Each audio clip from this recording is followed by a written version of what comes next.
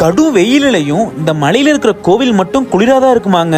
நாம முருகப்பெருமானை பார்க்க கரூர்ல இருந்து 5 கிலோமீட்டர் டிஸ்டன்ஸ் உள்ள வெண்ணமலை முருகன் கோவில் தாங்க வந்திருக்கோம். இந்த கோவில் சுமார் 2000 வருடம் பழமையான கோவில்னு சொல்லப்படுதுங்க.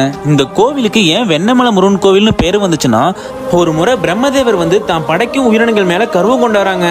படைக்கலனா எந்த உயிரினங்களும் இருக்காதென. இதை அறிந்த சிவபெருமான் அவருக்கு பாடம் புகட்டும் வகையில அவர்கிட்ட இருந்த படைக்கும் மாட்டலை திரும்ப பெற்று தேவலோக பசுவான காமதேனுகிட்ட கொட்டாருங்க. காமதேனு அதுக்கப்புறம் தான் படைக்கும் உயிரினங்கள் பசியால் வாடக்கூடாது என்று வெண்ணையவே மலையா படைச்சாராங்க. அதிலிருந்து இந்த கோவில் வெண்ணமலை முருகன் கோவில் என்று அழைக்கப்படுதுங்க. அது பக்கத்திலேயே தேனும் தீர்த்தம் என்கிற பொய்யையும் உருவாக்குனாராங்க. அதனால இங்க வாங்குற தீர்த்தம் இப்ப வரைக்கும் தேனாக சொல்லப்பட்டு வருதுங்க. இந்த கோவில்ல இன்னொரு ஸ்பெஷல் என்னன்னா, கரூரா சித்தர் சன்னதி தமிழ்நாட்டிலேயே 3 தாங்க இருக்கு. அதுல கரூரா சித்தருக்கு இங்க ஒரு தனி சன்னதியே இருக்குங்க.